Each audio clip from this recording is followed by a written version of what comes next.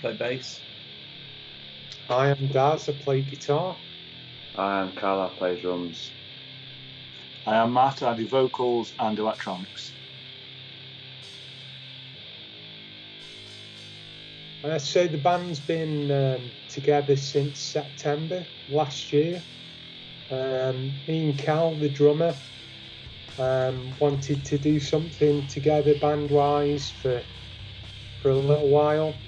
He'd come back recently from Scotland, and we decided to get back in a room and write some music. We initially wrote some music with a friend of mine, Phil. We got a few songs together. But at the start, we also approached Matt, the vocalist, and initially he turned us down. But after that 3 months, I asked him again, and he decided to do it, didn't you, Matt? I did, yeah.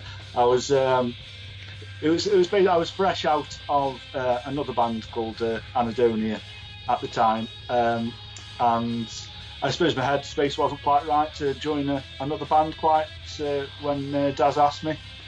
I've always said, like, in bands, if I was going to join a band, I wanted to commit to it 100%. And at that time when Daz first asked me, I don't think I would have been able to, but thankfully he asked me again, and I'm glad I joined him now.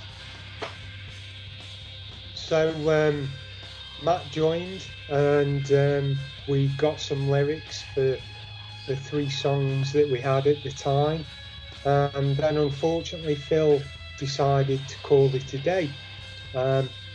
It's left a bit of a hole. We were going to carry on as a 3-piece, but in the meantime, Matt, the vocalist, was speaking to Matt, the bass player. Yeah, the conspiracy of Matt's. Yeah, I was putting a gig on that Matt's other project was playing at, and sort of mentioned being in a new band, and I kind of said, oh, what kind of stuff are you doing, and have you got a bass player? And he hadn't, so I said, oh, well, maybe I could come down and try out, and then we just got the songs together pretty quick. Within a month or so, wrote another one, and then played our first gig in March. Yeah, so I think as a band, we draw on a lot of influences from a lot of different genres, which I think is partly down to the fact of the quite large age range in the band.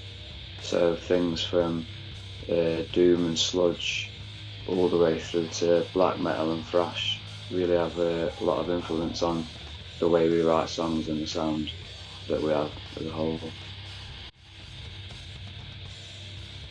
Okay, so the name of the band, Hand of Omega, comes from a pretty old Doctor Who reference. There's a guy called Omega in one of the episodes who's a Time Lord, who's a bit of a bad guy apparently. And he's got a weapon called the Hand of Omega, which can turn planets into supernovas. So he's probably the most kind of geeky band name of any band that I've been in before. But I think Matt had a different idea of what the name was about.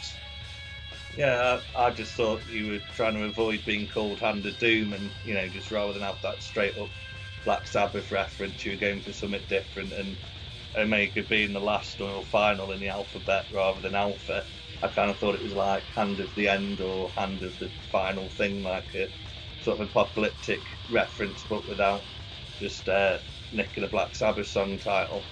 So yeah, I didn't know about I've only ever watched Doctor Who a few times. I had no idea about the whole geekiness.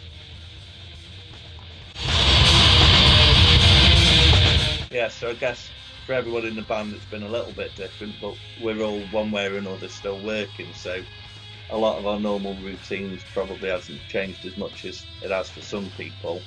and it's probably the common thing's been not being able to practice, and obviously having gigs cancelled and stuff like that is like the main common thing that's been going on. So there's been a lot more writing by ourselves at home and using Skype to kind of talk about being a band more than the actual playing at the moment, but it's helped us get some decent ideas together for recording an album. So it's not all been bad from a band point of view. And other than that, just people finding things to keep themselves kind of connected, I guess, and we all do that in different ways.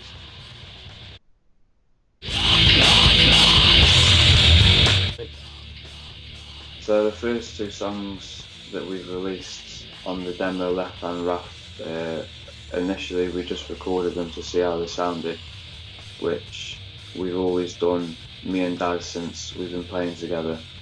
Just recorded practice sessions and piece bits together to make the songs. So yeah, initially we just wanted to see how it sounded, but when we started getting offered gigs, we thought that it'd be good to get some made up, just to put the name out there a bit. So as Kel says, initially we were just doing these recording to see how this sounded, and we thought they sounded pretty good. So we used them to give to promoters initially, to get us some gigs. We got some good feedback from promoters and got a string of gigs together, although some of them were cancelled due to the current situation. And with us having such a good response, I sort of said, well, why don't we just put it out, to support the gigs? Do our own CDs, DIY style. Matt D did the covers. We got some of the printing wrong, and Matt hand wrote some of them as well, which was really nice little edge to it. So yeah, we sold a few at gigs. We've sold a few online on a Bandcamp site. The name Left Hand Wrath is basically a nod to the album by Entombed, Left Hand Path. We all love that album. It's really heavy, it's aggressive, it's really cool. And I think the other thing is it's left hand, which is the way we're all politically aligned, more to the left. And Wrath, we've got a lot to say about ecological and social issues that are happening in the world today. So I put together the art for the demo, and I wanted to keep it pretty straightforward and pretty literal. So because at the same time we're thinking about what would we want to do with the logo and stuff, it seemed quite obvious to kind of use the Omega sign and have some sort of depiction of a hand on there, and I just sort of made it more filthy and gritty and reflect the sound of the demo a little bit more, but also with having the sort of left hand thing in there, I kind of added a bit of an aura type thing around it, give it a bit of sort of a cult sort of spiritual element to it, so it's not just straightforward, because there's a little bit of that having music that maybe transports you slightly in some way and changes you in some way. So I wanted to be not too much of just a black and white picture of a hand, really. So yeah, that's about it really. I just scribbled the title on it.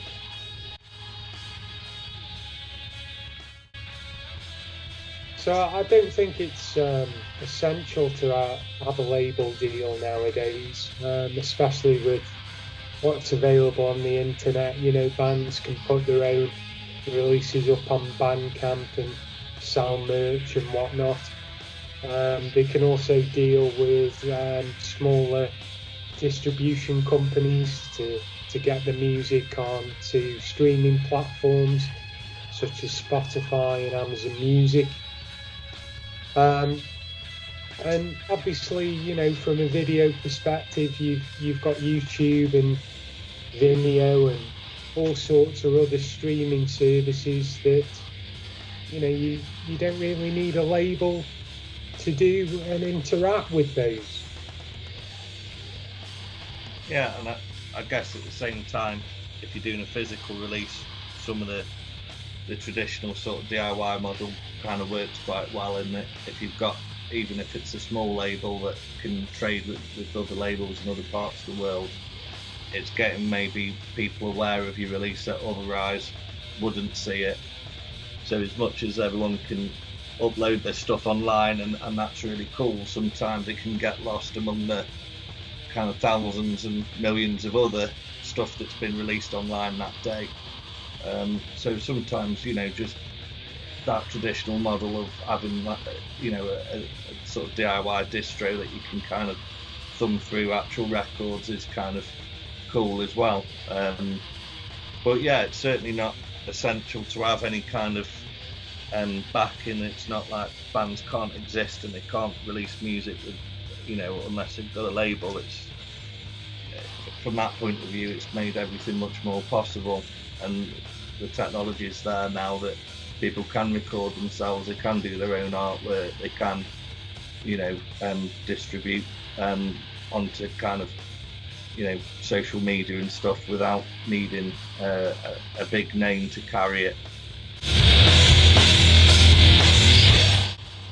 Okay, so in terms of gigs that we've had postponed or cancelled, it's knocked us quite hard really, because we started off having two pretty good gigs, and they were our first two gigs as a band, and we were just kind of gaining momentum with that, and we had 3 or 4 booked in the future, which it looks like have been cancelled or are going to be cancelled.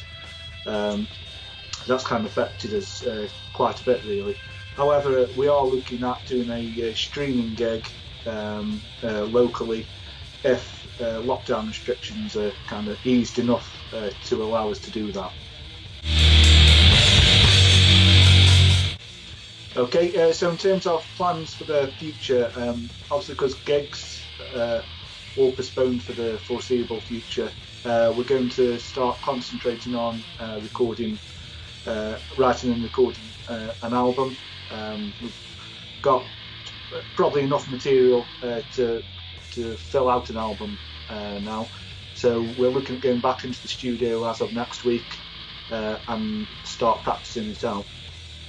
Yeah, so like Matt said, with everything that's going on at the minute, it's given us more time to really focus on the writing of the songs, and we're looking to record the album with a friend of mine instead of doing it in our studio, which I think everyone is quite excited for, because it's just a fresh set of ears at the end of the day, and we could come out the other end of it with something sounding really good. And it's also a good opportunity for the guy who's going to be recording it, because he hasn't had the opportunity to record any sort of heavy music up until now, and he said to me quite a few times how excited he is for it, so I think something really good will come out of it.